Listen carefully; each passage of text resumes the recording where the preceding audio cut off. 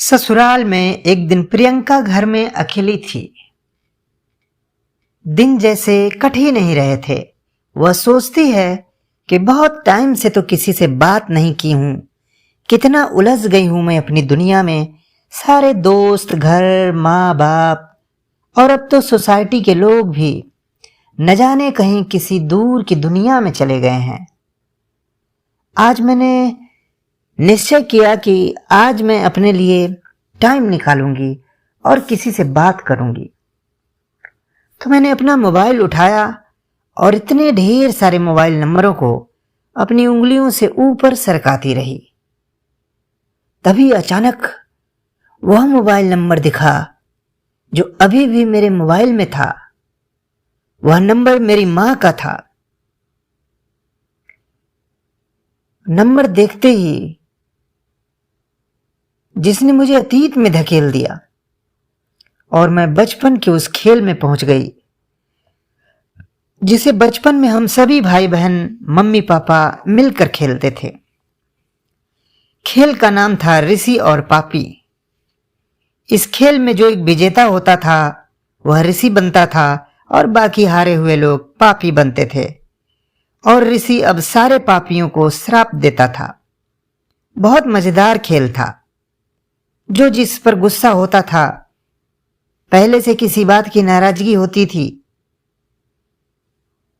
वो अपना गुस्सा इसी खेल में निकालता था। जैसे कि गुड़िया और छोटू में पहले की लड़ाई हुई होती थी,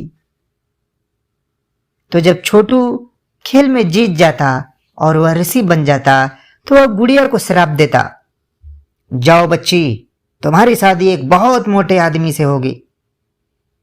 और गुड़िया जब जीत जाती तो छोटू को श्राप देती कि तुम्हारी शादी एक कानी से होगी।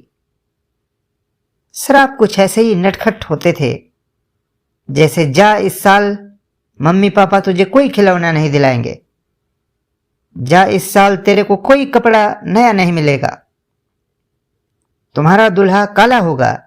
ऐसे ऐसे श्राप होते थे। शराब भी हम पूरा सीरियस होकर ऋषियों के जैसे देते थे। एक हाथ उठाकर दूसरे हाथ से जल का छींटा मारकर शराब देते थे। मधुर स्मृतियों में जैसे मैं खो गई थी। एक दिन घर में झगड़ा हो गया था। माहौल भारी भारी सा था। मां हम सभी का बोझ, फिर पापा का के काम का बोझ सहते सहते चिड़चिड़ी जैसे हो गई थी। मां को नॉर्मल करने के लिए मैंने बोला था, चलिए ना मां, आज ऋषि और पापी का खेल खेलते हैं। खेल शुरू हुआ और आज के खेल में मां जीत गई और ऋषि का रूप धारण कर ली। आज उनके वार से कोई बचने वाला नहीं था। उनका गुस्सा आज उनके खेल में भी दिख रहा था। पहली पापी मैं थी और मां आज दुर्वासा ऋषि का उग्र रूप धारण कर चुकी थी। इस खेल में उन्होंने श्राप देना शुरू किया। देखना एक दिन तड़पोगे तुम सभी मां के लिए। देखना कोई खाने के लिए भी नहीं पूछेगा तुम्हें। जितना मौज करना है मां के राज में मौज कर लो, फिर कभी नहीं मिलेगा। जितना सताना है अपनी मां को सता लो, फिर वह आंखों से ओझल हो जाएगी, कभी नहीं दिखेगी। मम्मी तो अपने गुस्से की भड़ास निकाल रही थी, पर पापा बोल रहे थे, अरे अरे रुको जरा, तुम तो एकदम सीरियस ही हो गई। यह खेल है भाई। यह था वह बचपन का खेल, लेकिन आज यही हकीकत बन गया है।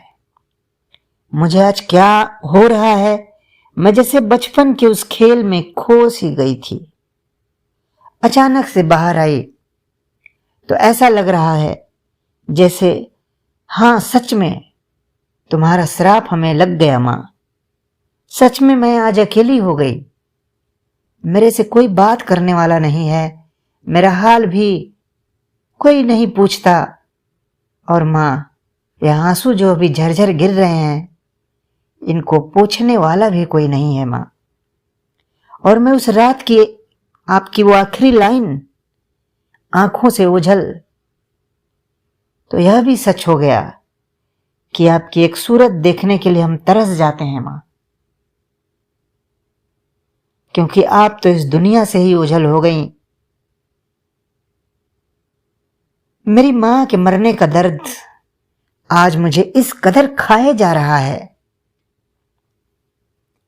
कि मेरा हृदय तड़प तड़प के बस यही कह रहा था कि मेरी मोबाइल की लिस्ट में जो मेरी मां का नंबर है, काश काश उसे यह मेरी उंगलियां डायल कर पाती और उधर से आवाज आती, हाँ प्रियंका कैसी हो, बताओ कैसी हो प्रियंका। ये शब्द आपके सुनने के लिए हमारे कान तरस के रह जाते हैं मां। आई मिस यू मां। तो श्रोताओं, ये मां की प्रेम भरी कहानी आपको कैसी लगी? अच्छी लगी तो अपने चैनल मोहक अल्फाज को सब्सक्राइब जरूर करिए।